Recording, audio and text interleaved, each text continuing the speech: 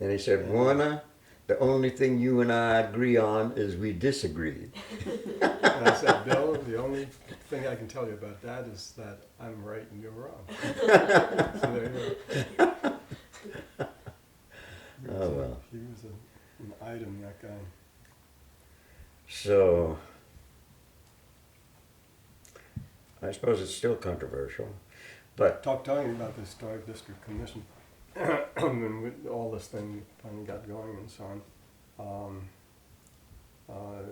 Mayor Corning in Albany called me up, and I guess who gave us commission?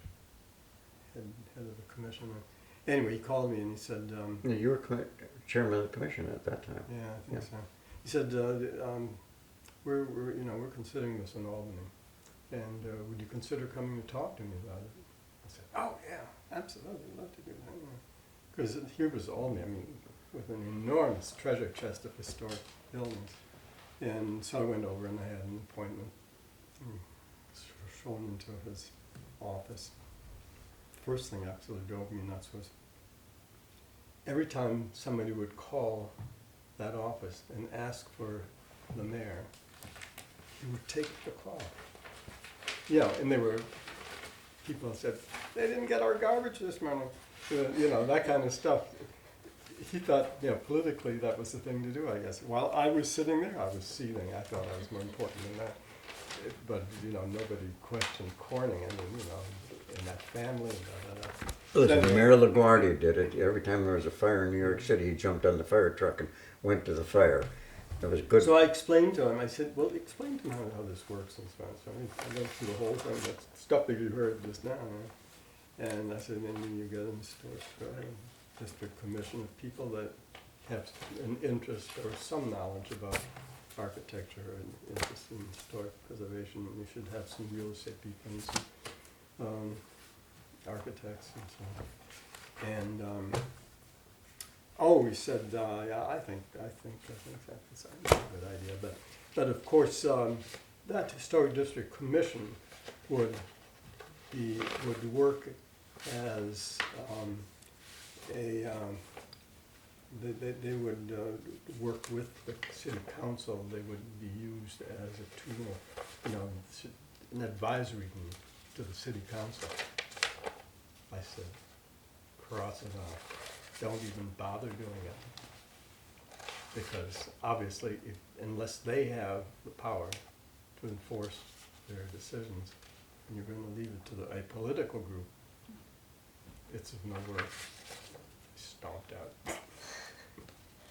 Has the ordinance changed since that it's still built before 1825, or? No, we got rid of that one. Okay, how did that? Actually, it's interesting. One way we got rid of it was I got on the selection board of the County Historical Society, which I'd never really been active in. Somebody said, oh, you should be on that. And people would apply, and send information to see whether the County Historical Society would approve a plaque for them and so on. So we had a group that then reviewed, the whole deal.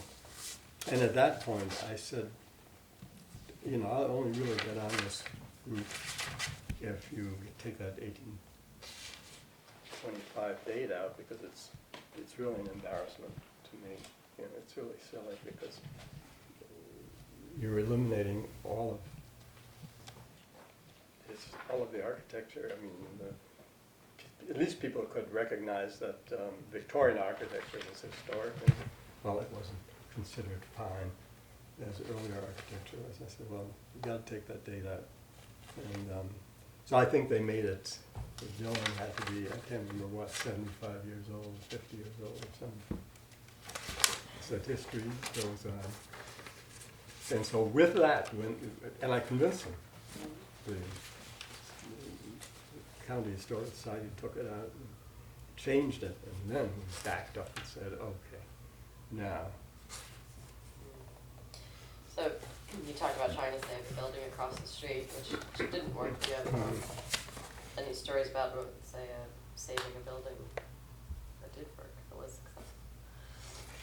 Here's the, Yeah, when was a building refused demolition and was successful in not being demolished? right, I'm looking for that. This is a pile of newspaper articles that have appeared the day after this ordinance was passed, and they're from cities all over the East, that they were talked about Schenectady is pioneering historic zoning.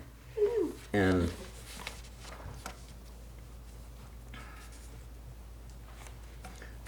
this is the house that was across the street, and the one on top of it is where St. George's parking lot is. That they demolished that.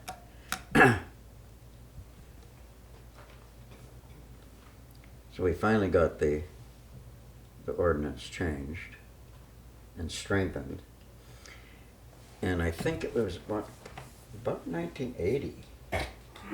A family in the real estate plot, GE real estate plot, was declared an historic district also. I think it was the second one in the city. And we worked with them to teach them how to pull the strings. And they passed, or they were declared a second historic district in the city. And a family that wanted to build, this is very unusual, they wanted to build not an in-ground pool, but a on-ground pool, or above-ground pool. And the Historic District Commission said no. And the family said, we'll take you to court. So they did. And the New York State Supreme Court declared our ordinance to be constitutional, and you cannot build that above-ground pool. So we drowned him. So that was final, the final nod of absolute approval. At least the New York State Supreme Court has said it is constitutional, and so it stands to this day so far. Some of these articles are sort of fun to look at. Yeah. But then what happened? Oh, about mid-70s, I was back as president of the association again. And I decided that we were making money, the organization was, and I guess we still are. And I thought, since we had been challenged, there had been many cases of challenging the ordinance, and we had won every one of them so far, but it takes money. So I thought, okay, let's set aside a certain amount of our income as a reserve to fight these battles, which we know are going to keep reoccurring. So I started what was called the Heritage Fund, Stockade Heritage Fund. And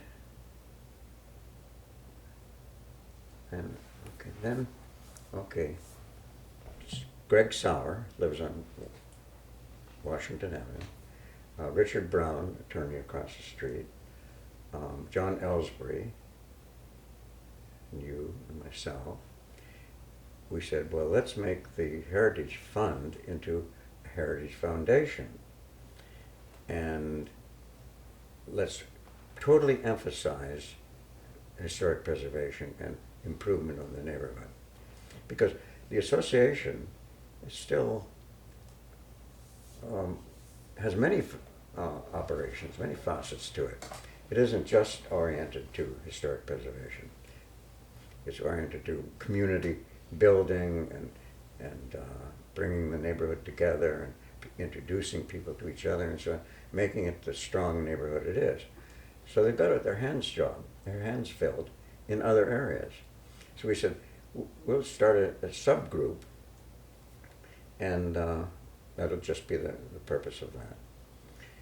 So John Ellsbury went to the meeting at the Historic Society for the Stockade Association, and he said he wanted approval to take the funds, I think it was $10,000, in the Heritage Fund and give that to the Heritage Foundation, because it's a new group here that started. So they did. So we started off with $10,000 from Stockade Association. And I think we have about $150,000 now. And talking about pulling teeth out or pulling buildings out of the facade of the street, the house that the Heritage Foundation has just financed so that Tom Colleen can restore it, because he wanted, again, to demolish it. And we put every blockade in front of him that we could through the city to prevent him from demolishing it. And He's a hard one to stop.